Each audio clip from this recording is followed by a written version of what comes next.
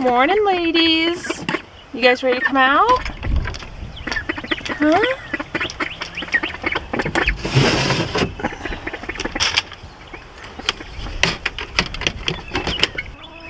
The OG group. Hi, ladies. Good morning.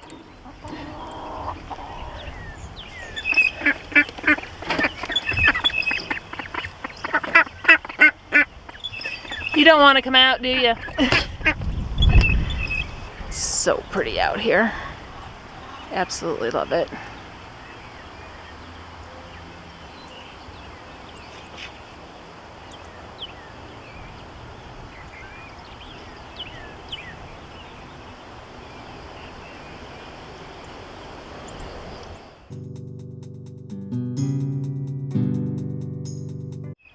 We moved the 3 L's, we call them, Lola, Lucy, and Lily, out to their outdoor coop finally. Finally got warm enough.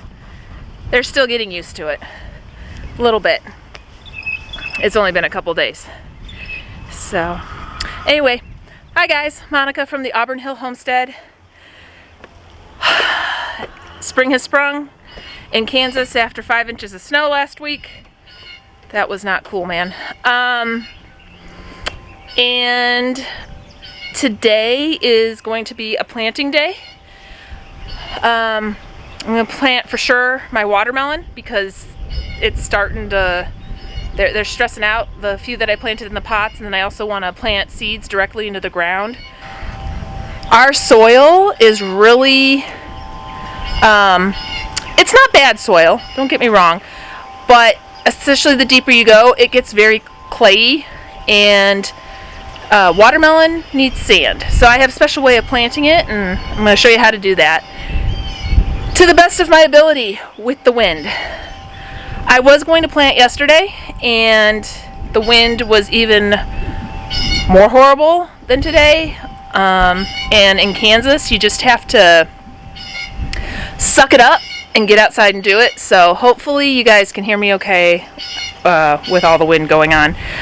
But I actually saw a comment on a YouTube video saying, oh my goodness, I can't get outside at all, it's so windy. And I'm like, you do not live in Kansas then, because if you waited for the wind to calm down around here, you'd never leave your house, pretty much is what it amounts to. You'd have a few days here or there. We look at those days without the crazy wind as special occasions. So anyway, let's go plant some today and get things in the ground so we can have some fresh fruit and vegetables sooner rather than later. The wind died down a little bit. I said that, watch, it's going to be summoned now.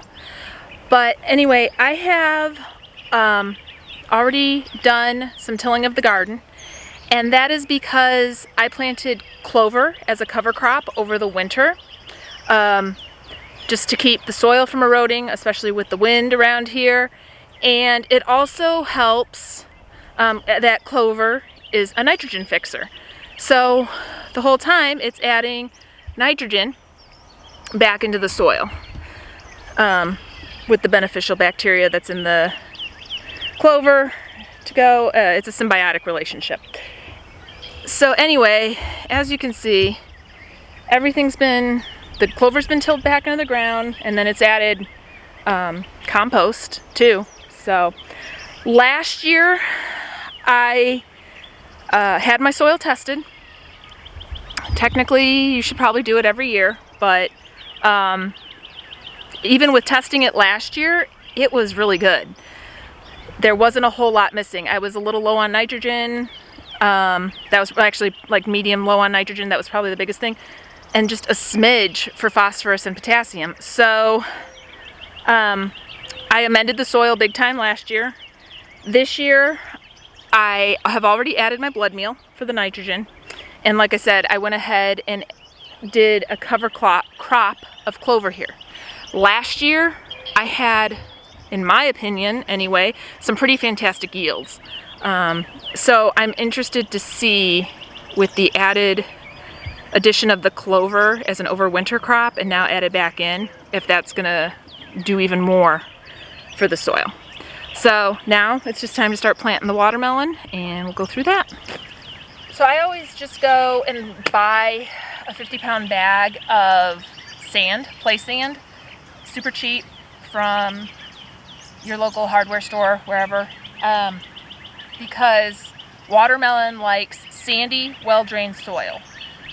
So I am at the top of my garden. My garden does a gentle slope. It's not big, but a gentle slope that way. So I plant the watermelon at the top end of the garden and then go ahead and just dig my hole.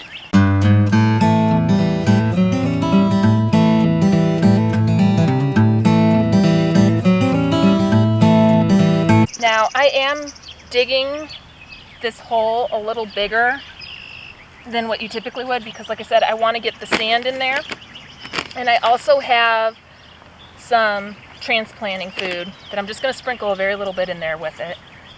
See, and the further down you get, this nice, loose, loamy soil, it starts turning to clay. Okay, I've got my fairly good sized hole dug. Throw in some sand. Throw in just a sprinkle of the starter fertilizer, and then I'm going to cover it back up with some soil. Really loosen it up. And I'm going to do this all over one more time. Sand, a little bit of fertilizer, soil.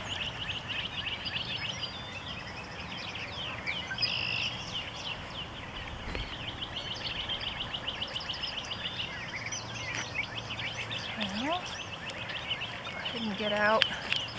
Like I said, I'm going to be doing these starts, and then I'm also going to be planting seedlings too. Cover it up with a little bit of soil, some more sand,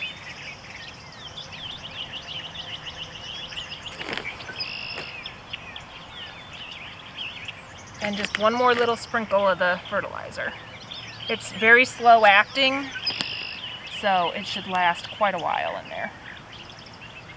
I'm just trying to get rid of some of the bigger clover leaves, just so I don't get confused as to what's what, just in case. This was the first year that I overwintered with a cover crop, if I can speak. So, I mean, the soil definitely looked better this spring than from past years.